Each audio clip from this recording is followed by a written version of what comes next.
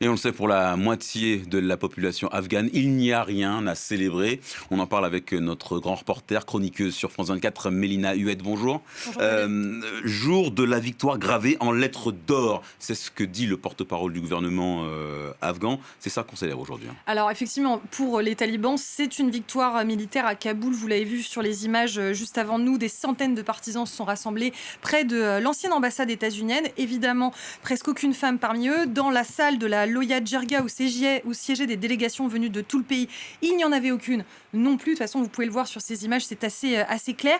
Le ministre des Affaires étrangères, Amir Khan Muttaqi, en a profité pour lancer un appel aux capitales étrangères. Il dit « Les pays qui ont dialogué avec l'Émirat islamique y ont gagné » et il met les autres au défi d'expliquer ce que leur a rapporté leur silence.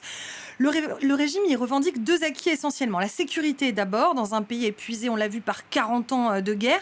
L'autosuffisance ensuite, alors qu'il reste coupé du système bancaire international. Vous savez que les avoirs sont gelés. Le rapporteur spécial de l'ONU, lui, donne un tout autre son de cloche. Il a répondu ce matin dans un message vidéo. L'ère de la guerre est terminée, dit-il, mais rien ne permet d'affirmer qu'il y ait la paix. Son mandat, d'ailleurs, qualifie désormais le système afghan de crime contre l'humanité, de persécution de genre. Vous savez, on avait entendu beaucoup ces dernières années le terme d'apartheid de genre, David. Eh bien, ce matin, sur notre antenne, on recevait Mélissa Cornet, qui est une chercheuse travaillant depuis 2018 en Afghanistan. Elle décrit pourquoi cette paix, ce qu'elle recouvre exactement. Je pense qu'une des raisons, c'est le fait que le pays a été en guerre depuis plusieurs décennies et les Afghans sont juste très fatigués en fait de tout ce conflit et des conséquences que le conflit peut avoir. Aujourd'hui, beaucoup d'Afghans et d'étrangers disent que c'est la première fois que le pays est en paix et qu'ils peuvent se rendre à peu près n'importe où dans le pays. Après, c'est oublier le fait que la moitié de la population ne peut pas être en paix. Les femmes et les filles afghanes, même si elles sont physiquement safe, malheureusement, tous leurs droits leur ont été pris. On a eu plein de décisions, par exemple, sur les violences contre les femmes. Aujourd'hui, les talibans ne condamnent les violences contre les femmes que s'il y a des marques visibles de violence. Par exemple, si un os est cassé, le reste est accepté de leur part. Donc c'est une situation assez compliquée à décrire à ce niveau-là. Voilà, vous l'avez entendu, un pays en paix, mais pas pour la moitié de la population. ONU Femmes, d'ailleurs, met des chiffres sur cet enfermement cette semaine. La moitié des Afghanes interrogées ne sortent plus de chez elles qu'une ou deux fois par mois.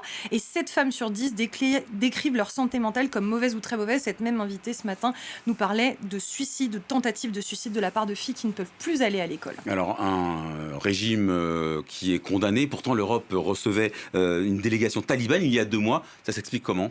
Mais ça s'explique par un calcul qui est assez assumé à Bruxelles finalement. Le 23 juin, effectivement, une quinzaine d'États membres ont reçu des responsables talibans pour organiser notamment le renvoi des Afghans qui ont été déboutés du droit d'asile sur le sol européen. C'est une première depuis 2021.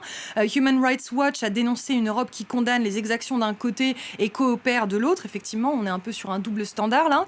Ce qui fait tenir cet arrangement, c'est d'abord l'opium. Ça, c'est important de le préciser. L'ONUDC a mesuré 10 200 hectares de pavots l'an dernier contre 232 000 avant l'interdiction qui a été décrétée par les talibans. S'y ajoute aussi la lutte antiterroriste sur laquelle l'ONU reste inquiète et le contrôle des départs vers l'Europe. Donc finalement, on s'arrange avec les talibans parce que sur ces 3 volets, ils rendent service à l'Europe ou en tout cas aux gouvernements qui sont à la tête des pays européens.